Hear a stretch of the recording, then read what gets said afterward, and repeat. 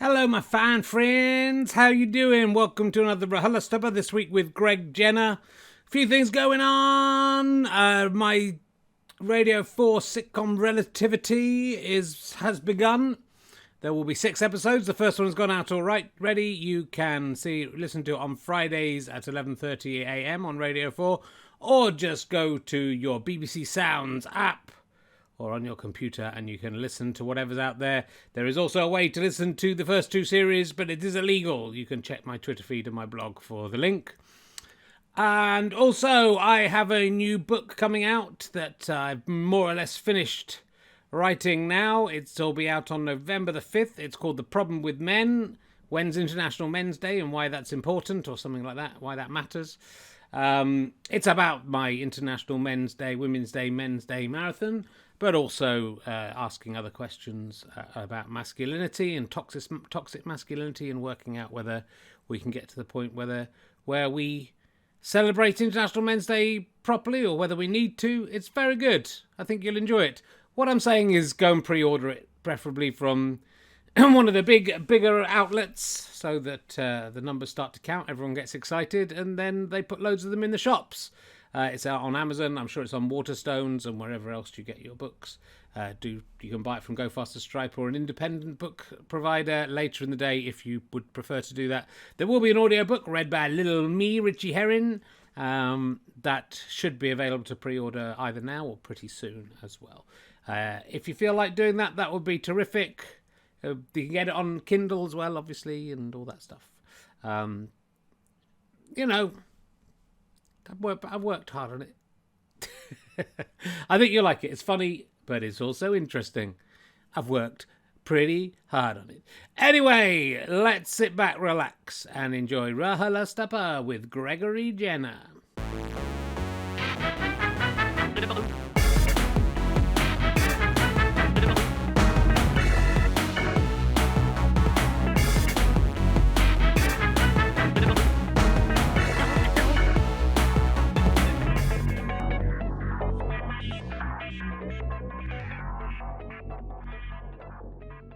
Hello and welcome. Please welcome a man who has just had a shower. That's why his hair looks like it's been cut. It hasn't been cut. It's Richard Herring. Hello, here I am wearing my trademark 2 pairs of spectacles. That's just the kind of guy I am. Welcome to another remote Richard Herring's Lying Shitty Tories podcast.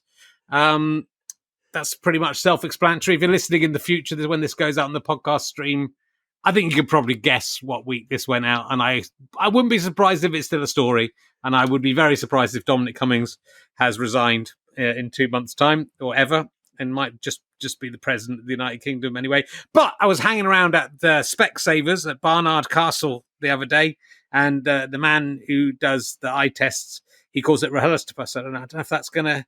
Oh, yeah, everyone's chatting out. How lovely. Don't know if that's going to catch on. So... welcome to the show. Sorry we weren't here last week. I mean, we were for you at home who aren't seeing this live.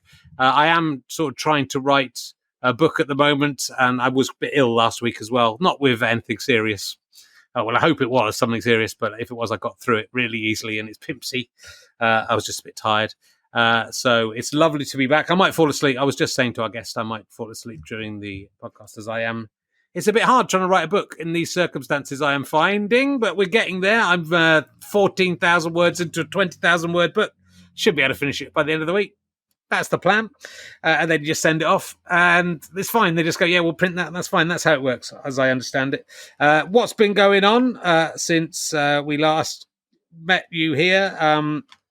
Apart from me being ill and tired. I had fun today with Lord Sugar, who... turns out is a real idiot, a complete idiot. I had so much respect for him before, as you know. Very famous Tottenham Hotspur fan, as our guest is today. Retweeted a GIF that's saying, "Happy birthday. Today, every person in the whole world is the same age." That can't be true, can it? Today is a very special day. There's only one chance this happens every 1,000 years. Your age this year and your year of birth, the total for every person is 2020. So if you add your age to the year of your birth, you will get 2020. It's so strange that even experts can't explain it. I mean, I don't, maybe experts in any other field than mathematics. But even though I think it'd be weird. You figure out and see if it's 2020. It's 1,000-year wait. Take a shot. Let everyone calculate it. Well, mine adds up to 2019 because I'm 52, so it doesn't work. What it should have said is they could have made it even better. The last second of the year, everyone, if you add their age to the year of their birth, for 1 second, we'll all be 2020. That's not how old we are. That is just the maths. And so, Lord Sugar doesn't seem to understand that if you add your age to the year you're born, that gives you this year.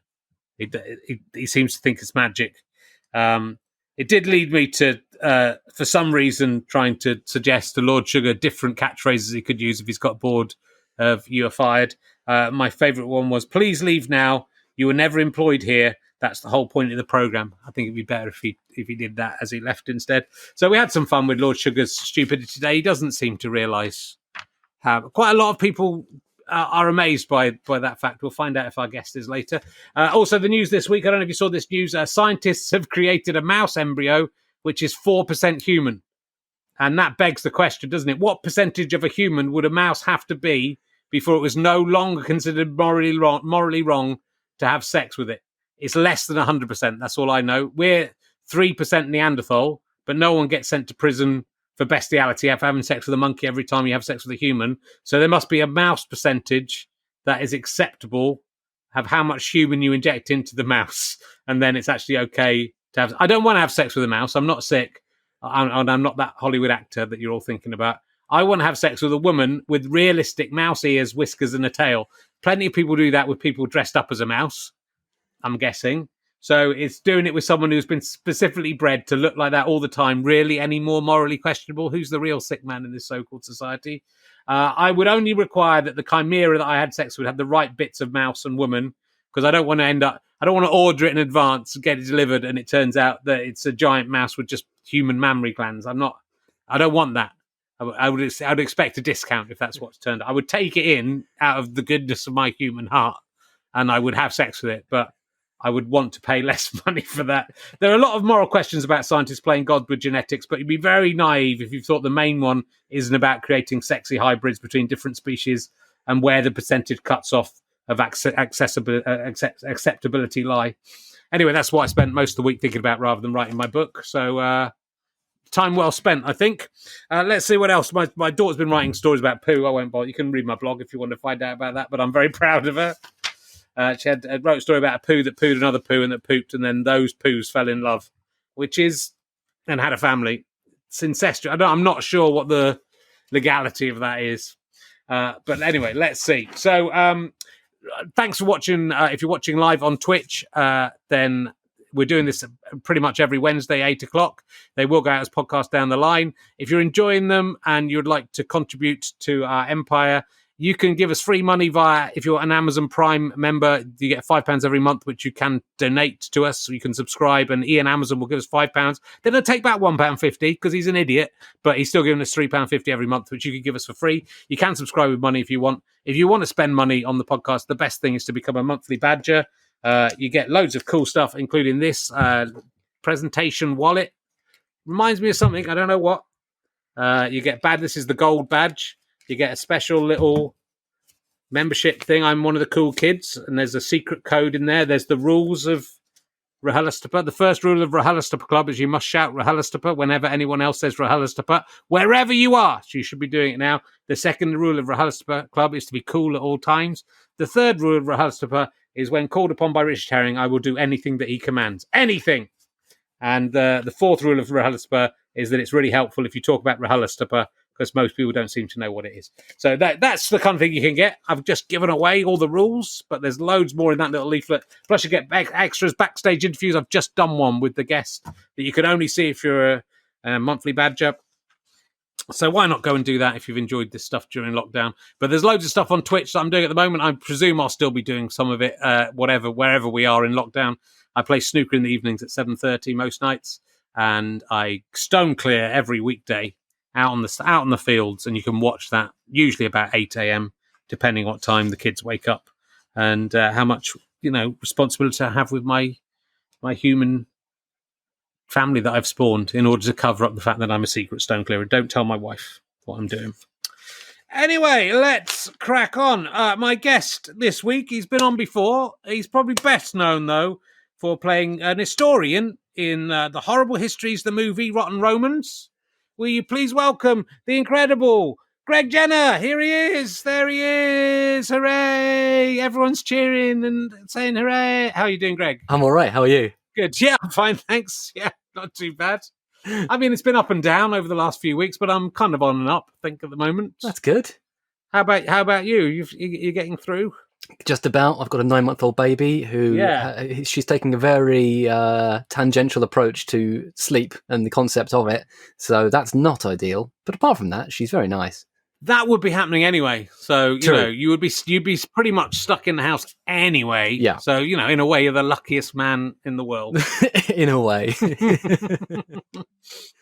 I saw Horrible Histories, the movie. I enjoyed it very much. It's very silly. It's a fun, silly... Lots of good songs. It's got songs, it's got dancing, it's got Romans, it's got Celts. I mean, what else do you want from a movie? It's got Nick Frost in it, which means that I didn't get the part. If he hadn't accepted that, then I'm next in line for all of Nick Frost's roles. That is how it works, yeah. But he gets, he does take all the work, so I don't get any acting work. He was very good in it. And he was extremely good. But, yeah, if he'd had an accident with a javelin or something, we would have phoned you. I could have given it a go. And how was it? I know you've made some cameo. You've been obviously heavily involved in Horrible Histories all the way through. Yeah. And you have done some cameo work on the TV show. I love the way you call it work. How was it? How was it being a movie star for a day and playing? It was. Is it Emperor Nero's historian? I'm Emperor Nero's personal historian, which is an in-joke that nobody got, which delighted me. My mum got it, and nobody else. But it was very fun. I got to go to Bulgaria, which I've been to before, but it was very nice. Yeah. And the weird thing about it was that I was meant to stand at the top of a staircase and watch Craig Roberts playing Nero fall down this staircase and be caught by a stunt team. It's it's a proper staircase, and he really fell and he landed on a mat. And every time he did it, I just freaked out at the kind of genuine terror of what was happening in front of me. I was meant to be playing it sort of slightly cool, but he was literally falling from quite a height down a staircase onto a mat and doing it in sort of stupid kind of Roman sandals and a big Roman kind of cape almost. And every time he did it, I just thought, oh my God, he's going to die. So the take that you see in the movie is the one time when I didn't go, oh my God, are you okay? So, yeah. So did he have to do it a lot because you were reacting wrong? Did they make him do it again and again because of you? They did it a lot, I think, to get the best shot. But I was acutely aware that I was probably ruining some of the scenes because, I have no training. And also, this is not a stuntman. This is just a nice man who fell down the stairs a lot, and it felt dangerous. But I'm sure he was fine. I mean, he was fine. He was very, very kind of like matter of fact about it. A very impressive performer. But I was scared. So you can watch that film. It's free on Amazon Prime. If you've got Amazon Prime, that's where I saw it. It's £0. You can watch it 1,000 times. So. Yeah, and if you've got Amazon Prime, don't forget to link your accounts to Twitch and give us £5 Ian Amazon's a very generous man. Yeah. He's lovely, isn't he? All you have to do is give him £80 or £90 a year, and he'll give you £60 to give back to me. That's insane. Anyway, what percentage of human would a mouse have to be before it was considered morally wrong to have sex with it? In your historical, as an historian. Oh, I've just dropped the book.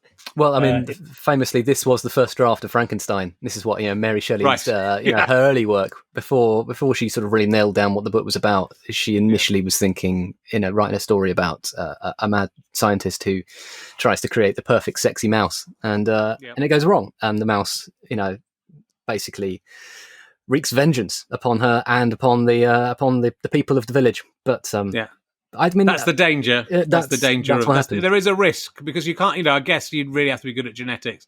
Also, there's a question because, I wouldn't be above board. And if it's mainly a human, if you're creating it from an embryo, if it's mainly human, you would have to wait. I think morally speaking, at least 20 years before you had sex with it, and you would have to say, "Are you okay with me having sex?" Right. With you? So I think you'd have to make maybe 100.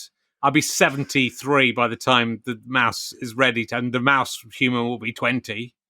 I think maybe 1 in 100 of those mouse humans would be up for it. So I think you'd have to make a big army of them. Some of them would turn out how you wanted. maybe 1,000 of them, and then to get everything morally okay is what I'm saying. But Right. if it's mainly mouse, then an adult mouse, you have to wait about a year for that, don't you?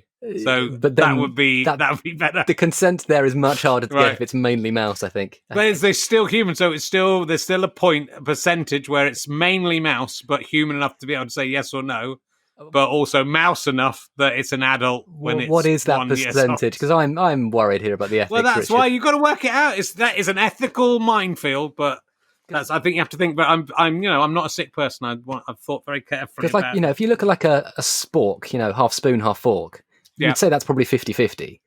And so you are saying that's equal parts of a spoon and fork. So is that okay to have sex with? Well, that feels to me like it's a thing where you've gone, yes, okay, this has become. So I'm thinking 50-50 might be where at least you can start to have that conversation. And how much 50-50 do you think it would look like? 50-50, do you think it would look like a mouse with ears and stuff on it, with human ears? Or do you think like a human that was a bit... Because there's a thing where, if you Google... Someone sent me an image of like a woman dressed as a sexy mouse. That is a thing. It's actually not one of my things. That's amazingly enough, not one of the many things. But it's obviously the thing for... I'm actually very vanilla. It's obviously a thing for something. The idea of a woman with ears. Yeah. And she was wearing a little bow tie and a sort of rah-rah skirt. That ruins it for me because a mouse does not wear those things. So I get rid of the bow tie. But it's a woman with mouse ears, whiskers, and a big mouse tail.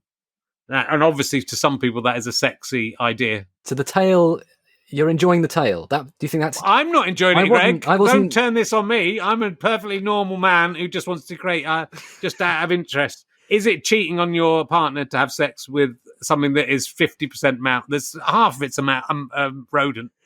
Half of it's a human being. I think that is cheating, yes. And I also think that's probably illegal and wrong and also very strange. Okay. It's just interesting to get your history and historical Mickey Mouse, opinion about it. Does Mickey Mouse have a tail? Why go for Mickey? Why not go for Minnie? Why have you gone straight in for Mickey Mouse? Because I can't visualize... have all the choices of mice. I'm struggling to visualize any sort of bipedal mouse other than Mickey. Mickey's the only one I can think of. But I can't remember, does Mickey have a tail?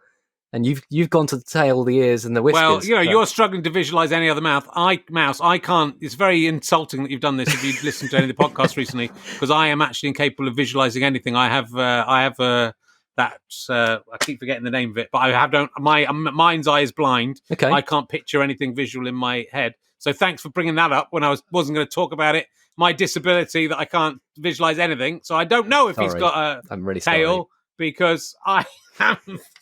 Because I can't see it. I'll tell you what I can do, though, is I can Google Mickey Mouse. Yes, please do. And look at him and see if he's got a tail. I'll just do that for you now. Yeah, of course he's got a tail. He's got that little thin tail, hasn't he? There he is. I don't know if I can show you him legally. I won't do just in case I'm in trouble. Yeah. Mickey Mouse. Well, I'll put a picture. All right. So I guess So he's got a tail, but he also wears red pants and big yellow shoes. He's got deformed, massive feet and hands for some reason. It doesn't have whiskers. He does have the ears, but to me, they're too.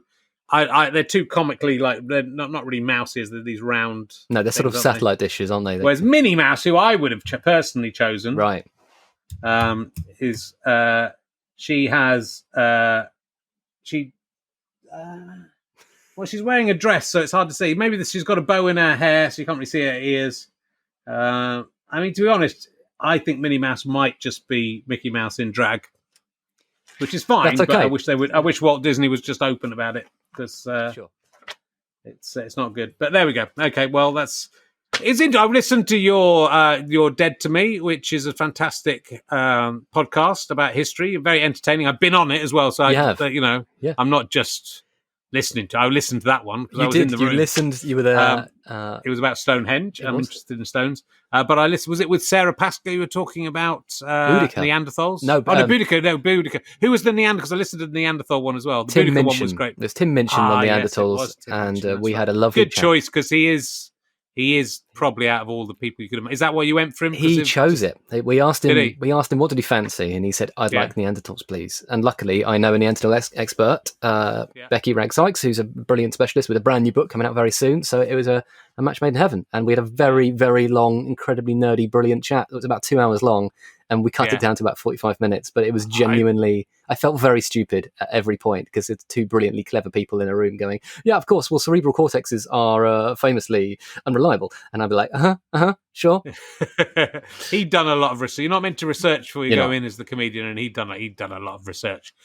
So I knew a little bit, but that's quite interesting that we've got this 2 to 4% of human, of European, is it mainly, or is it not? It's not African people, is it? If your heritage is primarily European, then it's 2 to 4%, probably more closer to 2.5%. And there is a sort of there is some Neanderthal DNA still floating about in us right now. So at some point in the past, someone made a moral decision. And they decided to. I mean, is that? It's hard to know, isn't it? But who was the higher evolved species between Neanderthals and Homo sapiens? It's difficult to. And what do you measure? Are you measuring intelligence? Are you measuring linguistic skills? Are you measuring aptitude for hunting? Are you measuring, hotness in terms of the kind of physical attractiveness? I mean, historically, you'd say that in terms of the way that they've been constructed, Neanderthals were often said to be stupid and thuggish, and dragging people around like wheelie bins and sort of shouting at the moon. And the evidence increasingly is saying, probably not actually, probably pretty smart, intelligent, probably had some language, may have had some sort of musical capacity, might have done art, we're not sure, but certainly symbolic language and symbolic meaning and all of these things that we think of as uniquely human, well, maybe not.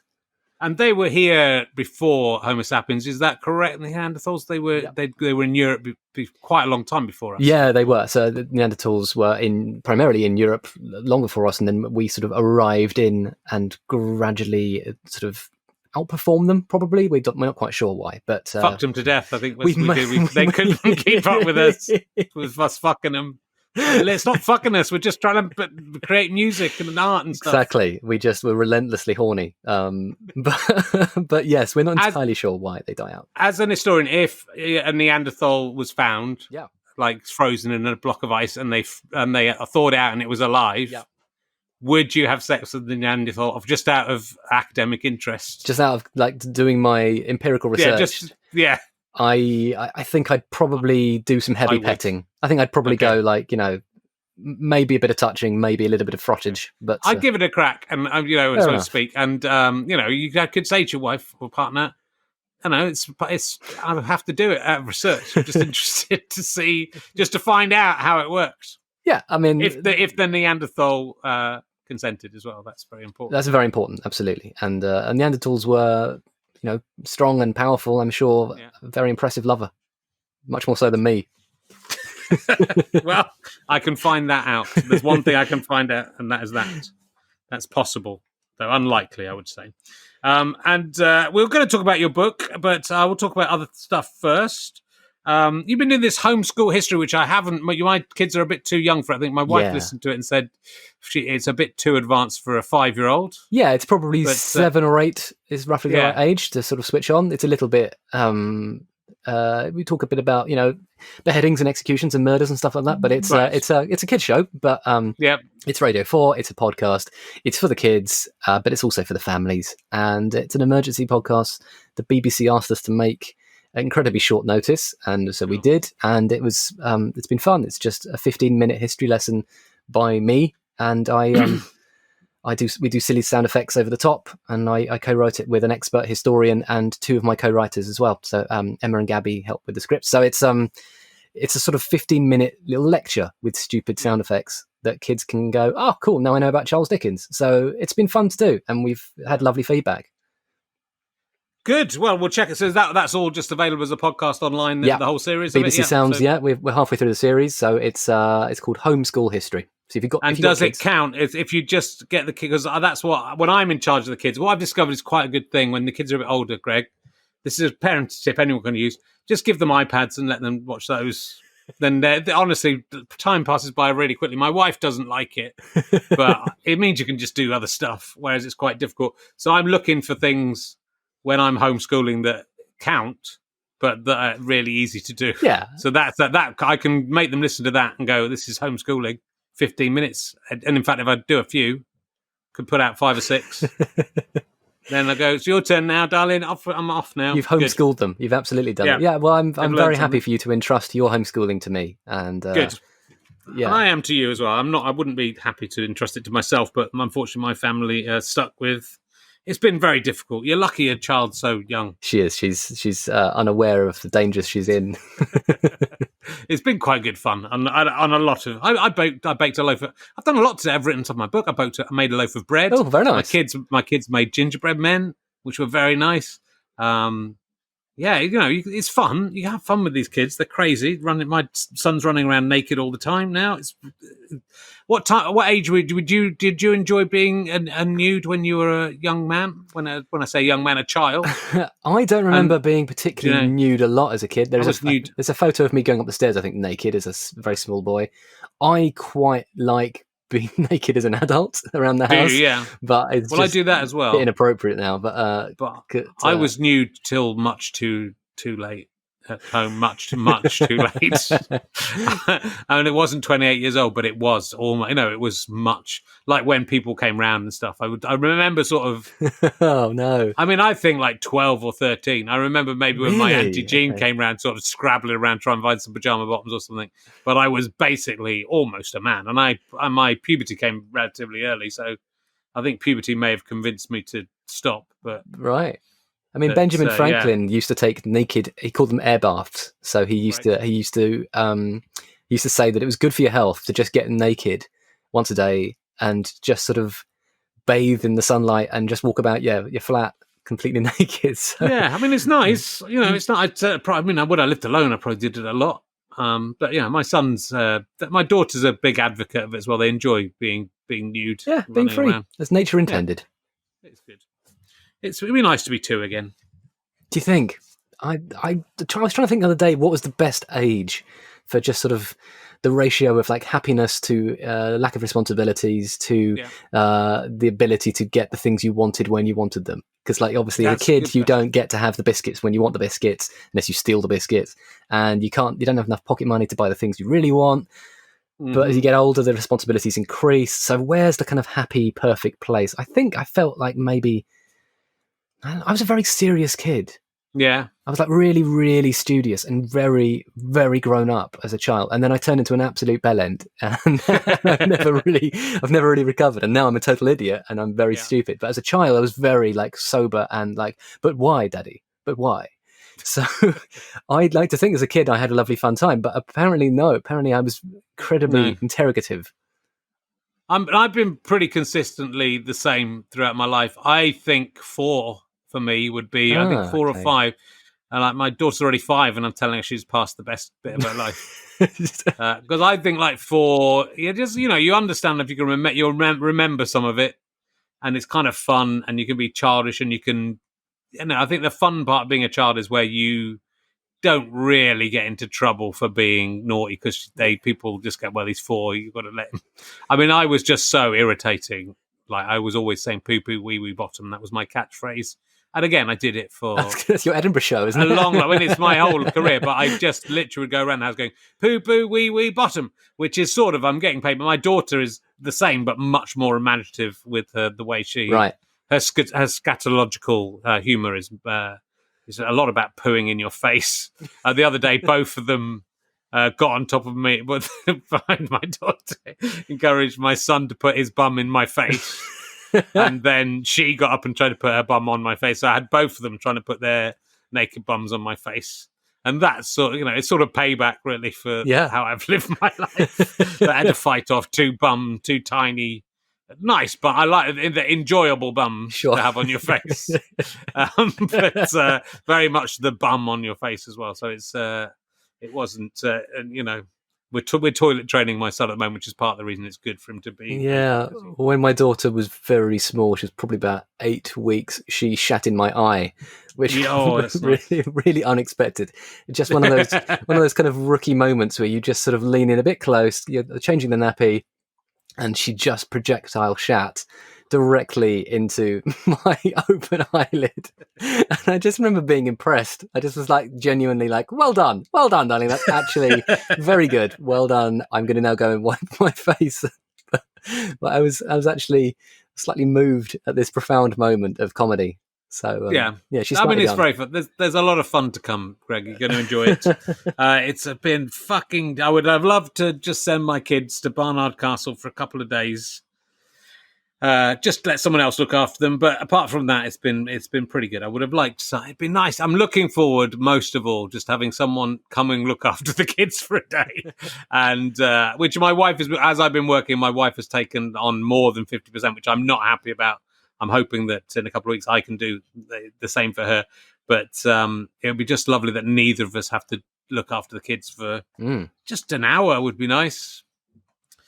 Oh, that's all I care about. Oh, the question I wanted to ask you: you were on the podcast a couple of years ago. Yeah. Has there been any new history since the last time? Yeah. No, there's a couple. Has there? A couple of new histories, and good. They're pretty good actually. They're all right. I mean, new history happens a lot, and obviously, depends what you want to call history. So you could say that Brexit, it was a historic moment, but was that history? Well, not yet. No, not really. I tend to say 20, 25 years is my happy little cutoff point. I think everything after that, I'm like, yeah, that's my territory, hand it over. Anything under 25 years, I'm like, that's sort of journalism. So, so a couple of years of the late 90s have become history since you were here last. I think so. I think maybe some early boy bands in the 1993 era. Maybe early Take That have become history. Fist of Fun maybe has become Fist of Fun, my TV show. I think you're probably passing into history now, which means that's good. I'd like to be. The historians are coming for you. They're going to debate your legacy, and we'll find out if that show. And I know you're a Tottenham fan, like Lord Sugar. I am. Have you tried this thing that your age this year plus the year of your birth? I'm not sure I'm a talented enough mathematician to pull off that kind of maths because what year? Well, I was born in 82 and I'm 37. 82. So that doesn't really work. No, it doesn't work for you either. No, but that's clearly my fault.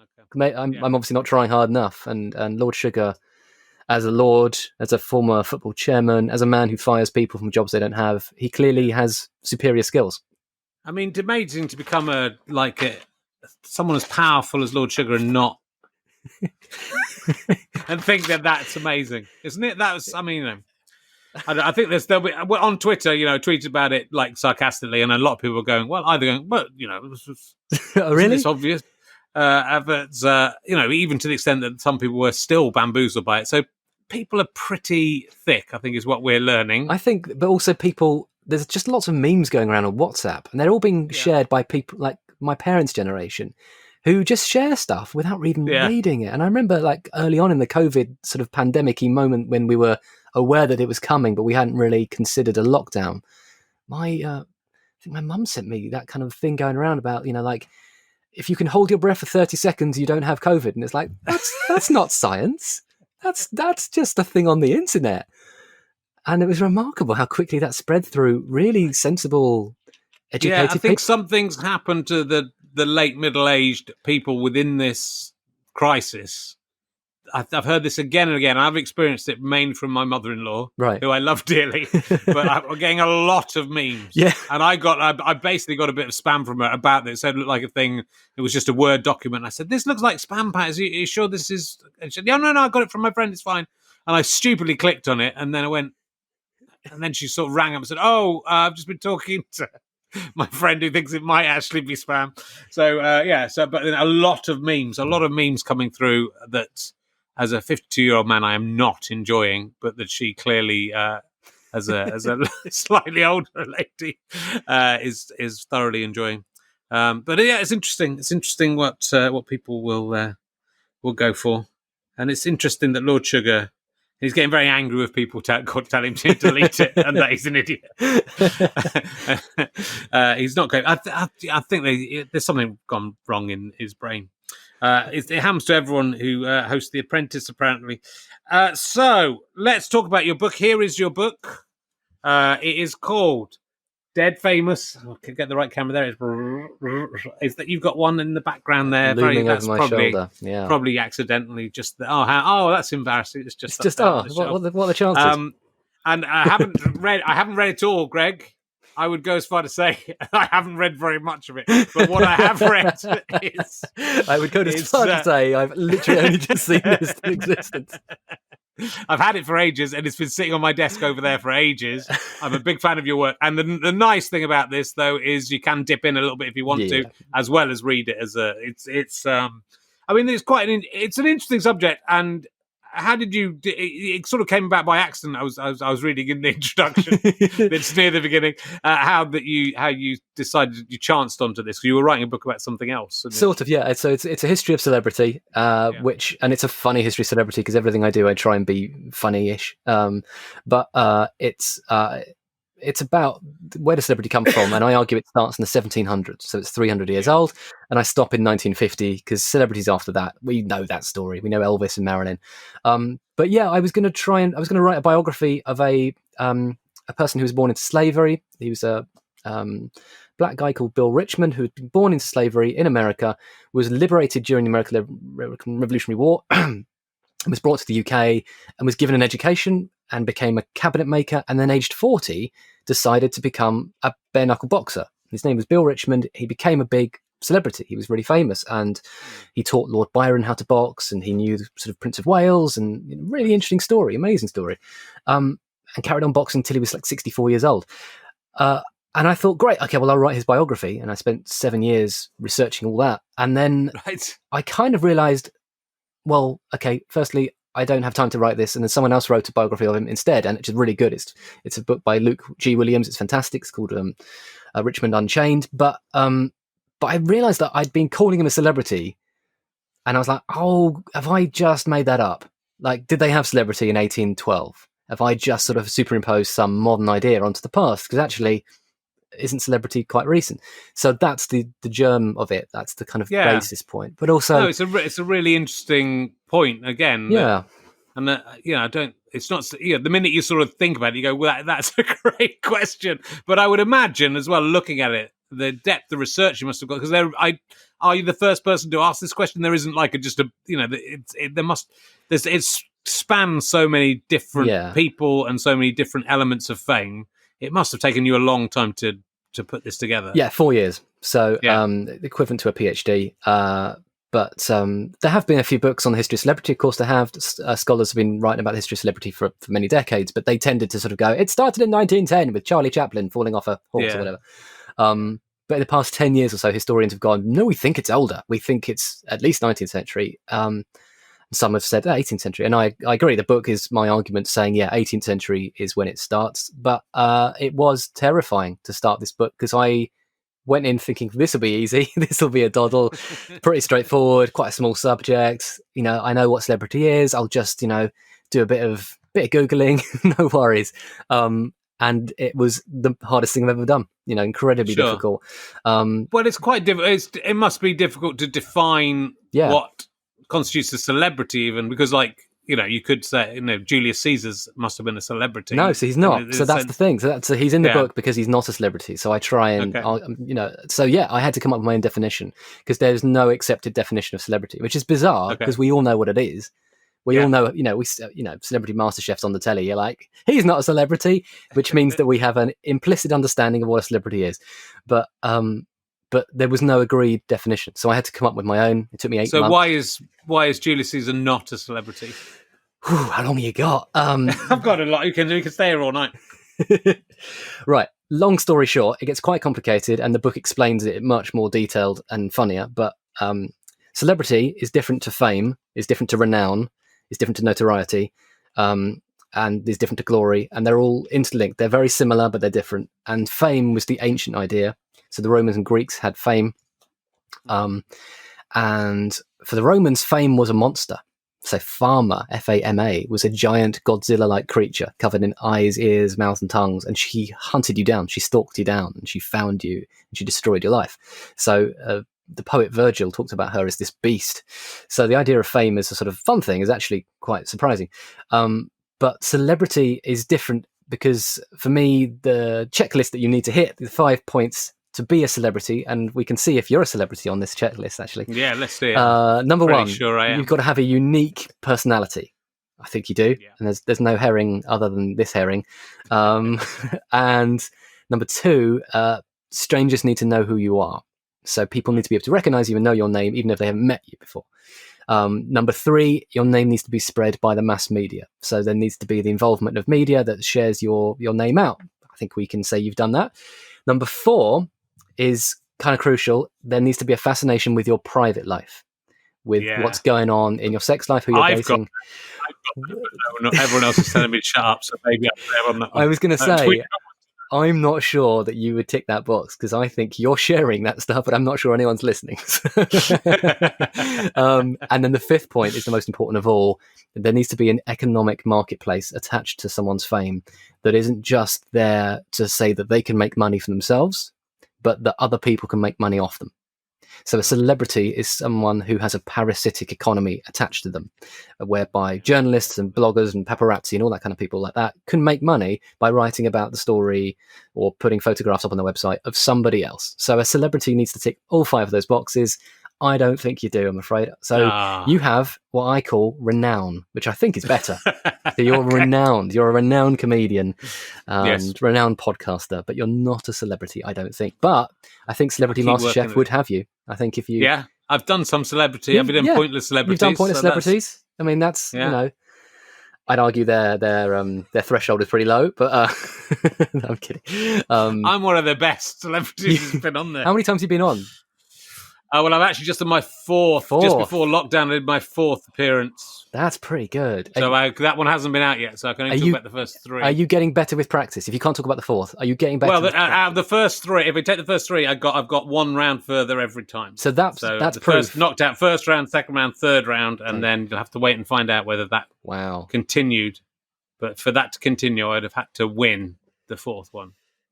And maybe you did. Maybe you did. I'm looking for a glint in the eye here, and I'm not. You should look for a pointless trophy in the background. Yeah, can we? No, nothing there. So that might be a giveaway. But I might have hidden it. Celebrity is a phrase that we use all the time, and yet, of course, there are telly shows that have got celebrity in the title where there are people on there. You're like, you're not a celebrity, and that's not to say that they don't have great talent or great worth. It's just they don't hit the criteria of what a celebrity is.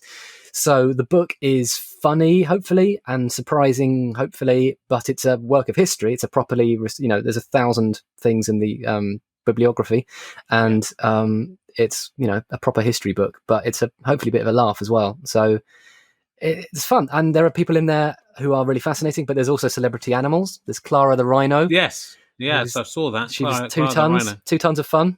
Do you think Clara the rhino... I mean, did she know she was a celebrity?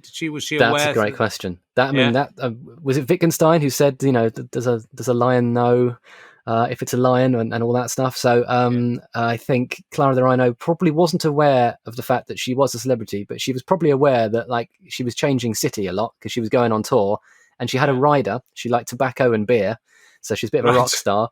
So I guess she had a manager, she went on tour, and she drank beer and smoked tobacco. She must have noticed the other rhinoes didn't have managers. She must have said, why have I got a manager? There were no other rhinos. She was taking... Why am I in a city? No, there's no other rhinos here.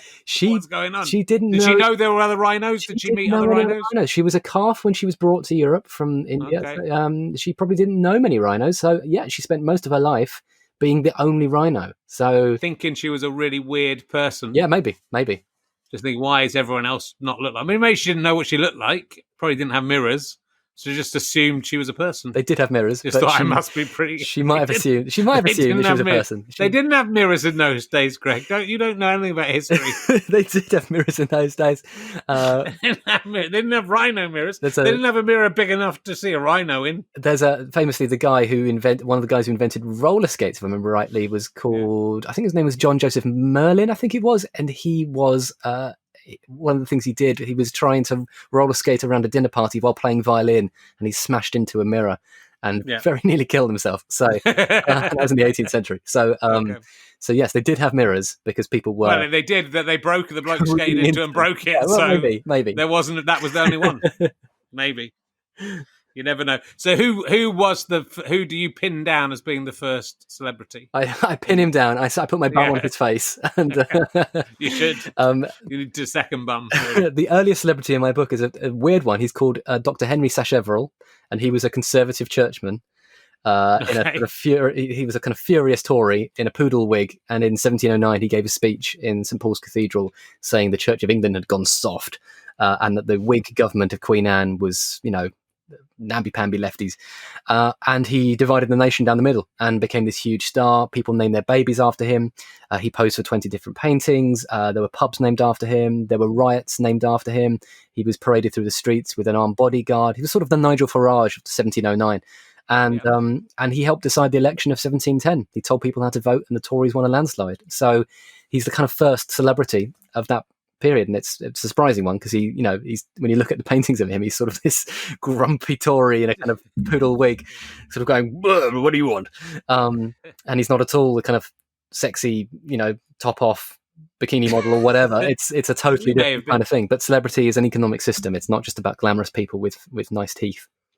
Yes, and so one of the things you talk about in the book is the kind of phenomenon of being famous for being famous, which feels like a modern thing, but you're arguing that is equally not modern. Goes back to the 18th century. There was a book written in 1786 called The Age of Genius that complained that there were celebrities out there who didn't do anything. They had no talent. They were just famous for being famous. Casanova was one of them. So Giacomo Casanova is now known as a sort of international shagmeister, sort of toured Europe just bonking, but he was desperate to be famous. He sort of hunted fame down, and he sort of tried all sorts of different routes to it. He had a famous duel. He tried to be a sort of famous conversationalist, which was a job you could do in the 18th century. Just really, I guess, podcaster. I guess it's 18th century podcaster. He was sort of known for his fashion taste, and he toured around Italy, went to France, he was in England, and so forth. He really, really wanted to be famous, so he did all he could to make it, and then wrote his memoirs. Actually, the complaint of this idea of famous for being famous is a complaint that comes from the 1960s by a guy called Daniel J. Boorstin. But actually, it had been there in the 18th century. The Romantic poets complain about it. So sort of, Keats, Shelley, Byron, Wordsworth, people like that, they're whinging about these blooming celebrities who've got no real talent. What we're looking for is proper, glorious fame that will live long after it. We'll die, but our poetry will live eternal. It's an interesting one, actually, that celebrity, in all the ways we think of it, is 300 years old. Yeah. And it's a weird phenomenon that people would covet it, and whether it's I think it's so often not a good thing. I mean, that people, even though so many people, you see it now in the newspapers, but obviously throughout history, the people for whom it's destroyed them, or the people built, I presume that's a historical thing as well, built up, and then people, I know you talk about a very famous child actor who's built up.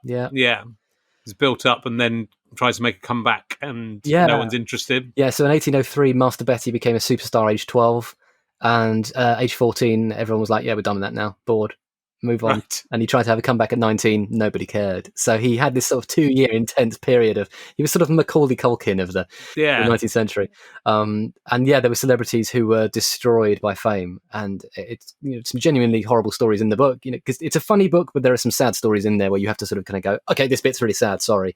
So people like Brenda Fraser, who was a socialite in the 1930s in America, and she was made famous because she had a rich daddy, and her life just fell apart. It was just horrible. Evelyn Nesbit, her life is just traumatic and horrible in many, many ways. And then you've got people like Grace Darling, who was a hero, heroine. She saved people from drowning, up in Northumbria. She rowed out with her dad to save people from a shipwreck, and she was turned into a heroine by the media. And people just wrote to her and turned up at her house and knocked on the door.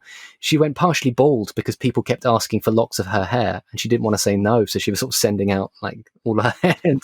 And she just kind of became public property. And Florence Nightingale hated being famous. Like, she absolutely loathed it.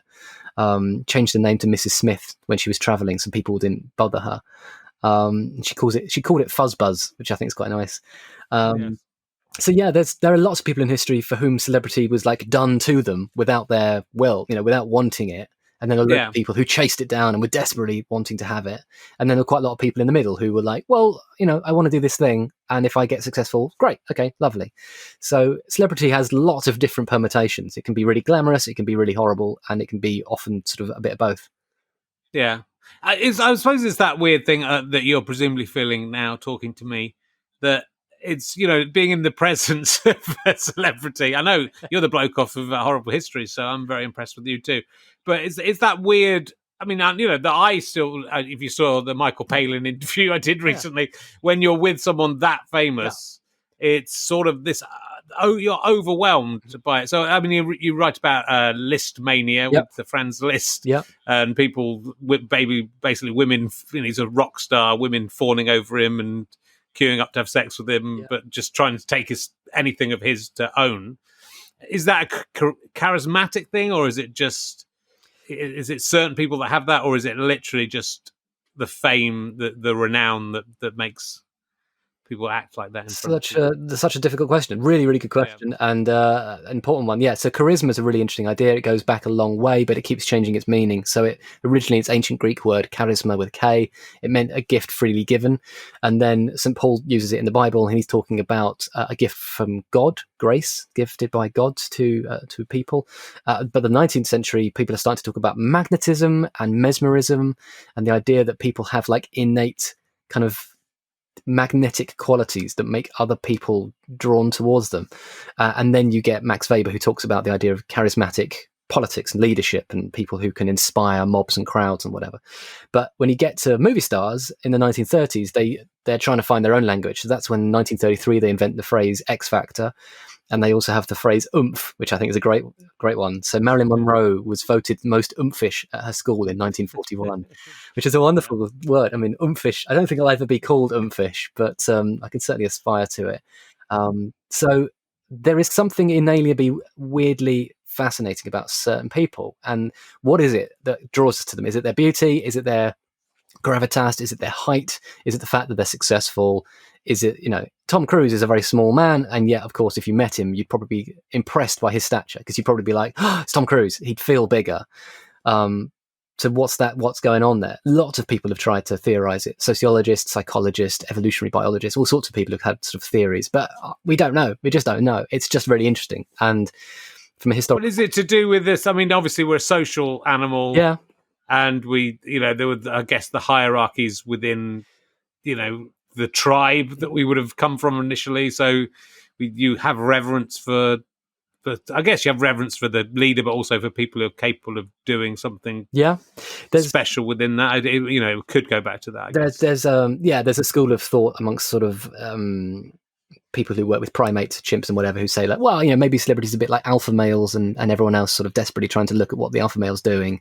And it might be that. It could well be that, we're used to living in small communities. From an evolutionary point of view, we're meant to live in small communities of 100 or so, but we live in communities of millions, and we've been baffled and bamboozled by technology that allows us to assume that people we see on the telly are basically our neighbors, and we live in the same village as them and the same street, but of course we don't. So it ends up in a thing called parasocial intimacy, which is where you have a one-sided relationship where people know loads about the celebrity, but the celebrity doesn't even know the person's name. So you might go up to a celebrity in the street and be like, oh my God, it's you. I love you so much. I know all about your, I know what tattoos you've got. I know who you've dated. I know you had that breakdown. It was awful. I'm so sorry. All this stuff. And they might be like, hello, nice to meet you. What's your name? And that's a parasocial relationship where it's really one-sided, but it feels like friendship. And you can't call it parasocialism because that sounds like Lenin jumping out of a plane, but I like to call it parasocialism. But it's a really fascinating, weird thing. And I've had a couple of, I'm not a celebrity and I'm not famous at all, but I obviously make a podcast and people are sort of vaguely aware of me now, which is sort of nice and sort of a little bit odd. But I've been at movie premieres for friends where someone's done a photograph, a sort of selfie with them, kind of going, oh my God, can I get a selfie? And you kind of go, yeah, sure. And then the next person comes up and goes, hi, I don't know who you are, but can I get a selfie? And you're like, what?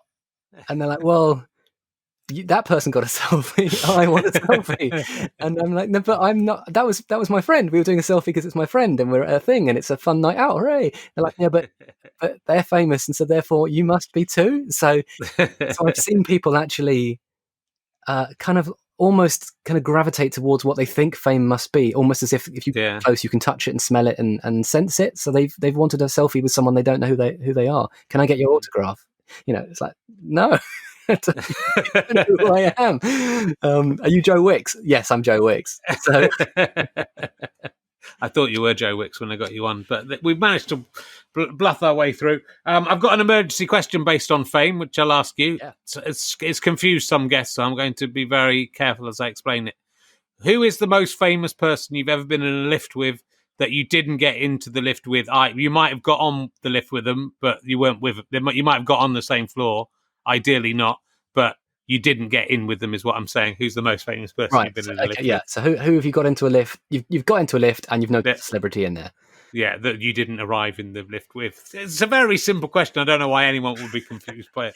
I have been in lifts with quite a lot of famous people because in your work in telly and film or whatever, you tend to just occupy. Who's the most famous? Stop. The most famous. You should be able to do it. All right. Well, know all about fame. You should know straight away who's the most famous. Let me offer you some names, and you can tell me who's the most famous.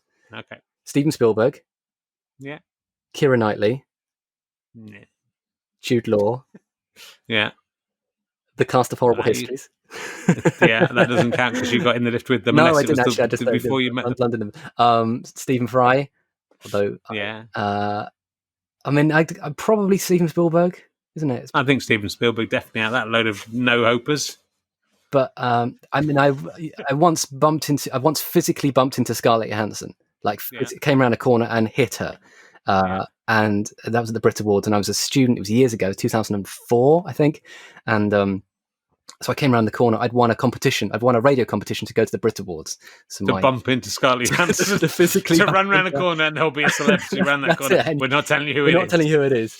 And I came around the corner, and I just hit this tiny, gorgeous, sort of elfin human. Very small, incredibly beautiful.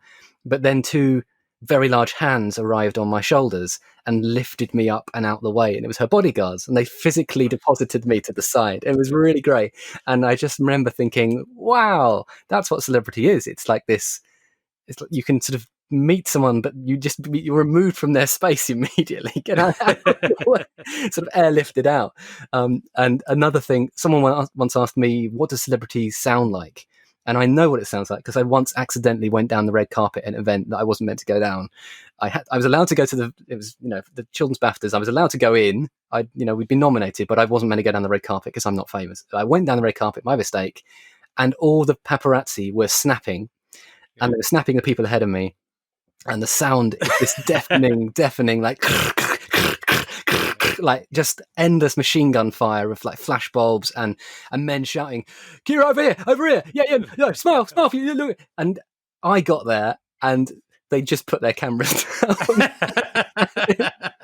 Utter silence, like just genuine, all you could hear is the sort of muttering of paparazzi going, so if you well, you know the sound of not being famous. That's the sound of not being famous. As soon as I left again, someone behind me, a TV presenter, came back and then suddenly and so that's the sound of celebrity, is the sound of machine gun kind of style paparazzi cameras, and then me turning up and ruining it.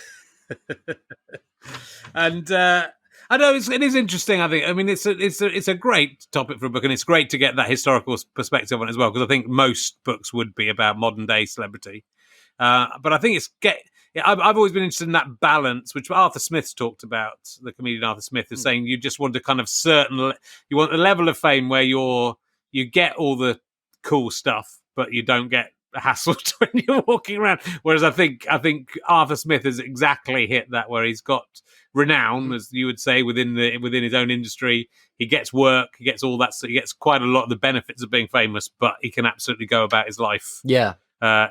Without being harassed, really, or someone might go, "Hey, Arthur, how are you doing?" And I go, "I'm fine," But then that's his life, and I think if he's talked about that being perfect, obviously having viewed some of his friends become megastars, and some of his friends not being, not succeeding, it's always a weird thing because obviously you don't really have control over where you end up to a certain extent. I suppose if you become super famous, you could decide to opt out. You could do a sort of Daniel Day-Lewis thing and go and become a carrot farmer or whatever it was, or a cobbler in Italy. Yeah, I mean, that's an interesting point, actually. Arthur Smith obviously is really good at what he does, and he's not had to play the kind of celebrity game to a certain extent, and he's reached a level now where probably people in the street are like, oh, yeah, hello, and the sort of nice, gentle wave. But then you get the opposite, which is the kind of, Beyonce cannot go down the high street. she can't go into Dixon's or whatever it is. Is Dixon still going? Curry's, whatever. Which I think it is. Whatever. I hope so. And 18th century celebrities had the same problem. So there was a very famous, very beautiful actress and poet called Mary Robinson who complained in her memoir of not being able to go to a hat shop because people were just like outside the shop, desperately trying to get in to see what she bought. And there were celebs in the early 20th century who were very nearly crushed to death by their fans. One of whom, Florence Lawrence, was the first ever real movie star, first ever named movie star, because movie actors were anonymous before that, 1911. And her manager faked her death as a promo stunt. And then she turned up at this public event, and people were so excited that she was alive, they very nearly killed her. So there's a sort of irony to that. So quite a lot of the history of celebrity is actually the story of people enjoying the rise a bit, and then they're hitting a point where they're like, oh God, I can't go anywhere. I've lost my anonymity. I've lost my freedom. I can't even go to the shops anymore. People want to know what's going on in my life. Lots of 18th century actresses, people would just come into their dressing rooms to watch them get changed, get dressed and whatever. And they'd be like, hi. And the people were like, hello, I just came to look at you. And so this idea of kind of wanting to peek into other people's lives goes back 300 years. And yeah, there's a hyper level of fame that you can hit, which is insane levels of fame, where you are the Tom Cruise, the Will Smiths, the Lady Gagas, where you are internationally super famous in hundreds of different places, multiple territories, and where you basically have to go to, the backwaters of Ulaanbaatar or somewhere in Mongolia for people to kind of go, morning, hello, without then going, can I get a selfie? But even now, these days, actually, if you go to Mongolia, I'm sure Lady Gaga is probably very famous. So yeah, that's really weird. But surprisingly enough, it's older than you might expect. Yeah. And do you think from all this research, is it worth becoming that famous? Do you think there's more examples of it being a positive thing for people than negative, or do you think it's more negative? I would hate it. And I think it probably attracts a certain type of personality. So, Donald Trump is a celebrity who became president, and he clearly loves it. I mean, he's having the best time. I mean, even though he's a sort of horrific train wreck of a human and terrifyingly dangerous man, he loves just, the ratings of it. He loves knowing, like, is he trending number one? So he's very much kind of the Warholian idea of, Andy Warhol said, don't read what they say about you, just measure it in column inches. The idea that it doesn't matter what people are actually thinking as long as they're talking about you, which is, same line that Oscar Wilde said, I think, as well. The only thing worse than being talked about is not being talked about. So yeah, I think there comes a point where celebrity becomes so intense that it inevitably probably fucks your brain and your mind, and you can't ever be a normal human again, probably. And I think there are probably celebs who deal with it better than others, but like Madonna is never going to be able to go to the shops and just sort of go, oh, I think I'll have soup for dinner. It's not an experience she'll ever be able to have. And psychologically, she's probably incapable of thinking those sorts of things now, even though she's going to be a mum, she's a sibling, I'm sure, or whatever, she's got normal relationships with people, but she just won't ever get to be like a human like the rest of us in that sense, because she is an icon. And sure. It's really interesting seeing what Beyonce has done the past couple of years. Beyonce's just stopped doing interviews and stopped doing promo because she's reached a level of incredible fame and respect where she now just goes, I do what I like, and I've released an album. I've released it at midnight. I didn't tell anyone. It's just there. There it is. I'm just going to do a show. It'll be this sort of, incredible show. It'll be the best thing on Netflix, but I'm not telling anyone. She's just become this incredible master of her own PR, and she doesn't even need journalists. So maybe she's, showing us how it's all meant to be done. But I think celebrity looks like a pretty miserable existence, and I would hate to have it. Yeah, it is. It is bad. So, it's awful. Apart from going on Pointless, obviously. I mean, I've not getting on Pointless. I'd love to go on Celebrity Pointless, even though I would protest that I'm not a celebrity. But you could go. You're definitely qualified. Honestly, you're overqualified for the show. I'll have a word with Richard Osman. He'll let you on. I love it what you're brilliant at this, and this is obviously what you do, but finding these little funny historical stories, I think it sort of does bring history alive. I think it's great for kids, obviously, with horrible histories and everything, to make it funny. But also for adults. I think humour is such an important thing to put. And I think the humorous incidents within life, within history, are the things that bring it to life as well, and humanise historical figures. But I was really like the bit about Abraham Lincoln and why he grew a beard, which I was not aware of. Isn't it good? Isn't it a cute story? Yeah, it's really good. So the story is that Abraham Lincoln was a very smooth-faced man, very tall and quite weird-looking. He might have had something called Marfan syndrome, which made him very long. And he was running for office as president, obviously, and he received a letter from a girl called Grace Bedell, I think it was, and she was about 11 years old. She wasn't old enough to vote, of course, but she wrote him a letter saying, "Dear Abraham Lincoln, I think you're a bit weird looking, and I think, my mum's not going to vote for you because you've got a weird face. Do you maybe fancy growing some sideburns or some mutton chops? It might hide some of the weird." Which, on the face of it, you're like, that's a bit rude. But he then visited her town specifically to go and meet her, and leant down, this sort of very tall man leant down to this very small girl and sort of whispered in her ear and said, "Grace, I've grown my whiskers for you." So clearly he took the advice of an 11-year-old girl and became, Abraham Lincoln, the president of America. So I think what we're saying here is that all politicians should take their grooming advice from children. It's incredibly, is it secure or insecure? I'm not sure, to go, oh yeah, fuck, I do look weird. In case other people think that. It's great, but lovely, great stuff. And there's lots more talked about in this book, which you should read it. It's a very good book. Dead famous. Look at that. I'm going to read it all when I'm finished writing my own book. Do you find that? I think writing books is the hardest thing. Yeah, it's lonely. Out of all the kind of writing jobs, it's my one luckily is relatively short and a lot based on my own experience and things I've thought about already. So it's a bit easier, but to put together something like that, I think you're going to libraries presumably, or surfing the internet and I get a lot of books sent to me from the library, which is nice. And then just read. I've read about 1,000 things, so the bibliography is quite long. But it took 4 years reading old newspapers, old magazines, old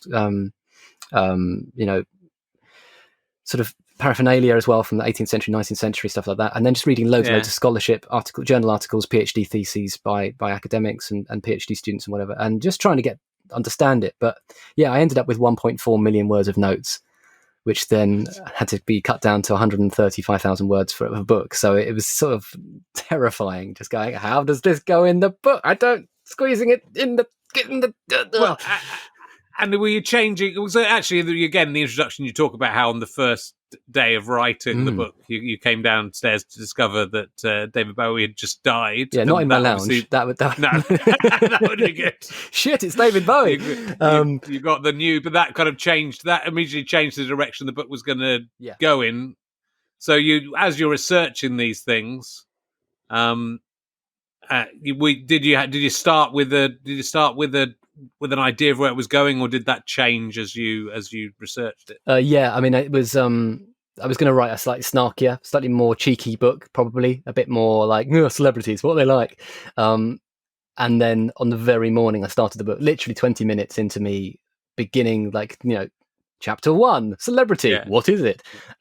What a load of cunts they all are. They're all fuckers. So I'm doing well. I'm flying it. What? And my phone went dong and told me, news update. And I looked down and David Bowie had died. And obviously this was a huge shock because in January 2016, he'd just released a brand new album 3 days before. So everyone was like, oh, David Bowie's got new stuff. That's interesting. That's great. Oh, I hope it's good. I'll give it a listen. And so everyone was expecting David Bowie to be doing promo, doing tours, doing shows, playing his stuff, and he was dead.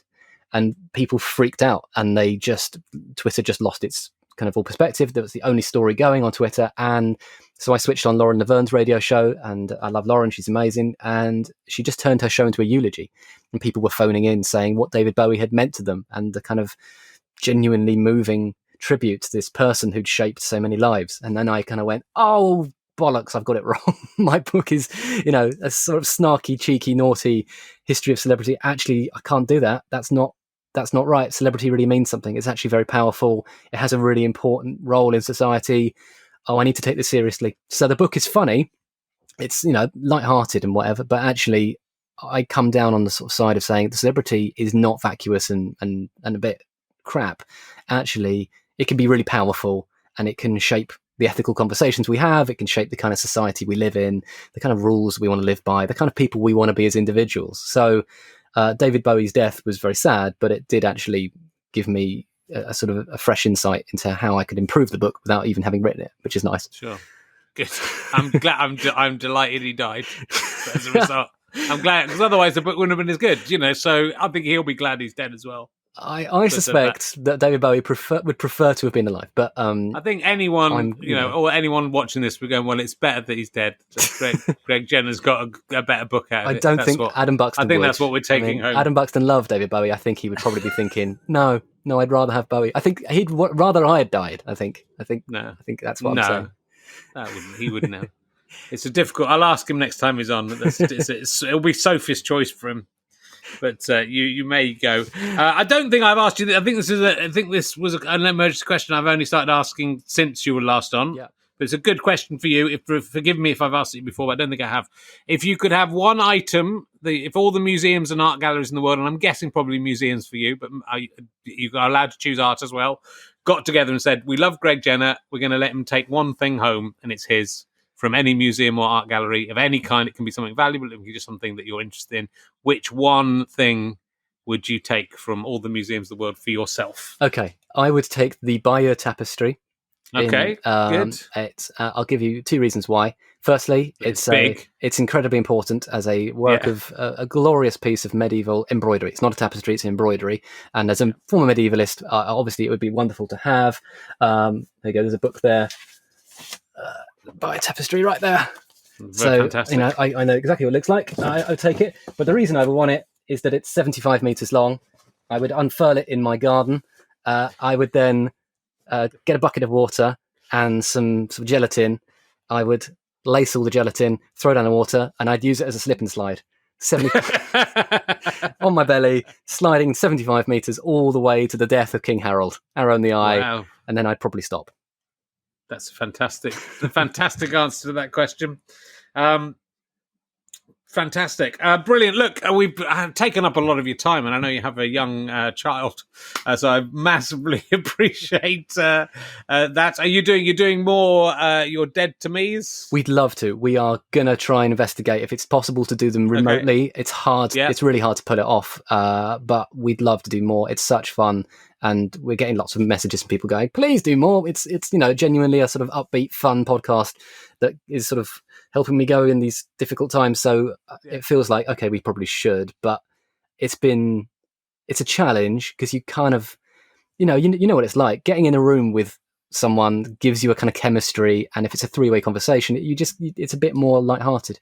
And because historians and comedians are really similar, but they're also slightly wary of each other initially when we first sit down, because the comedian's like, well, I don't want to look like a stupid idiot, and the historian's like, well, I don't want to sound like a po-faced arse who doesn't laugh. So everyone's a little bit nervous to begin with, and I think sometimes being in the room together and eating biscuits is quite a nice way to do that. But we'll try and do it remotely.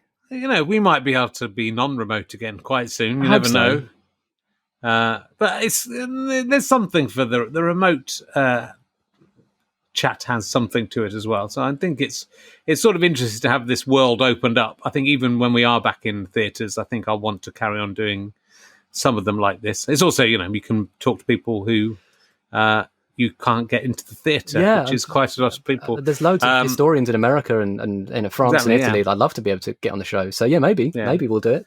So it does sort of open up the world a little bit, and I think it's interesting how people are coping with this lockdown situation and where it might lead. And I think I'm sort of interested in comedy clubs being able to broadcast to the world, which I think they've sort of maybe realised that that's a possibility now. But you could still have the live comedy, but charge people in America to watch someone, or anywhere, not just America, just in another town who couldn't make it to the club or can't get in. So it's sort of an interesting possibility, this liveness of it all. Does that affect that affects the economics of tours, though, doesn't it? I suppose so. You'd have to. But it would only. I think I was thinking more. I mean, yeah, you could do it on tours, but also you could do it. Just I think like the Stand Comedy Club. Quite a few comedy clubs are doing a live event. Yeah. Which is then streamed out, and most of them doing it for charity at the moment. But there's nothing to stop them actually doing that once they're. That's true. I guess you might think, oh well, people won't bother paying for tickets, but I think people will want to see it live. But if you can't get to the Stand in Edinburgh or any of the stands, actually, are fantastic comedy clubs. If you live 300 miles away, you're not going to travel up to go and see that show. But if you might pay £3 to a month or a week or whatever to see what's going on. Depends if you're Dominic Cummings, isn't it? If you drive to Barnard Castle to go see some comedy. It does. But also, lots of people can't get out, or lots of people of course can't get out in normal circumstances because they've got a family or whatever, or they're of work. So it's it's interesting that there's a whole untapped audience out there. Yeah. And I presume are you working on the next book or books? I'm writing 2 books simultaneously at the moment. Which are you allowed to tell us anything about them, or are they just deadly possibly? I'm not sure. Oh, I don't know. One of them's a kid's book, so I'm writing my first children's book. It should be fun. And the next book is going to be called Ask a Historian.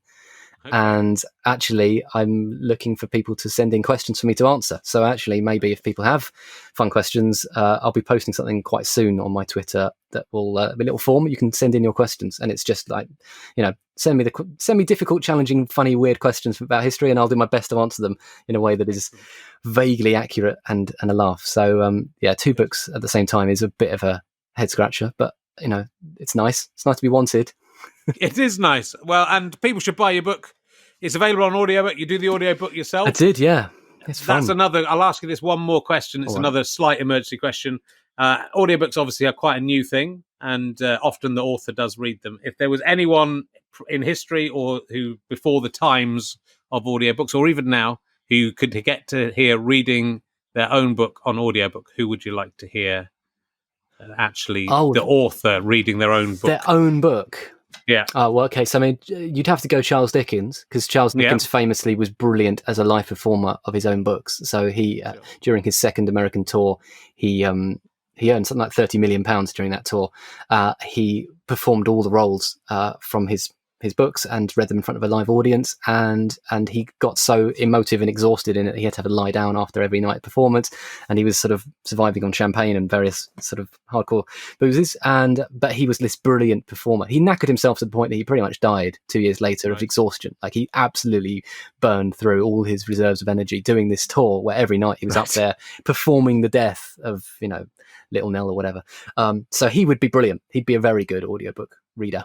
So is there? I mean, so this is me showing my ignorance here. Was there any form of recording that crossed over with Charles Dickens' life? Would there have been any? Not in his life, no. Brief recording. No. We have Florence Nightingale's voice. Right. Right at the end of the century, right at the end of the 19th century, we have Thomas Edison. He didn't quite get to the end. No, so he died mid-century, really. So we've got we have the voice of Florence Nightingale, which is quite it's quite scratchy and high pitched, but she's like, "Hello, I'm Florence Nightingale.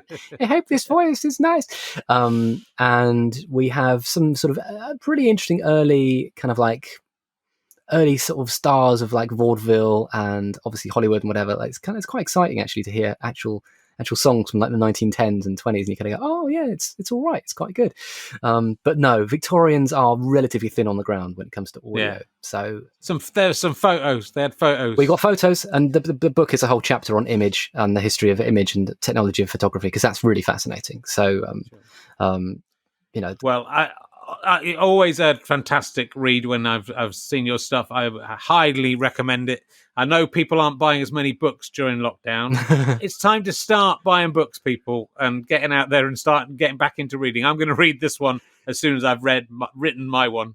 That's fair. If you're writing a book, yeah, I think authors are allowed. I've got a pile about that high of books I want to read, but I can't do it at the moment. But I'm very much looking forward to it. The bits I've read are fantastic, and there's always just it's lovely to have humour, I think, in anything, and but also be learning stuff as well. So you're the perfect guy for that.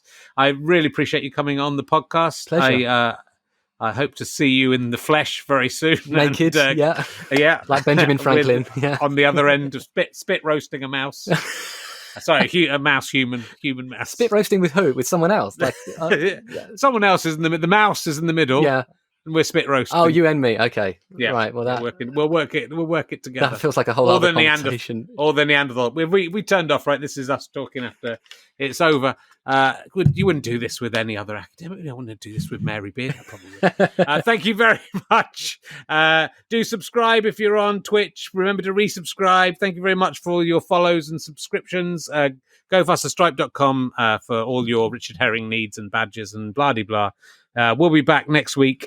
We have got a guest for next week sorted out. It is Lauren Passon is on next week. Who's fantastic, newer comedian.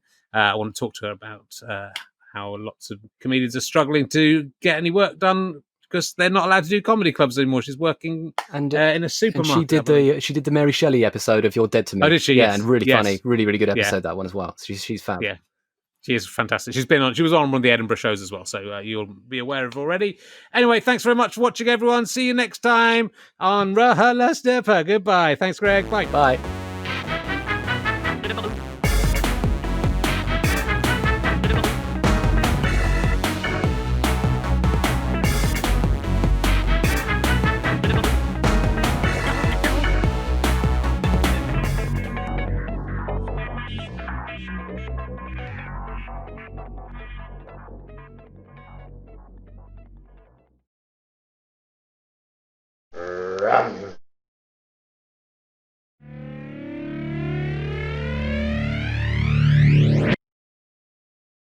How'd you like them sky potatoes?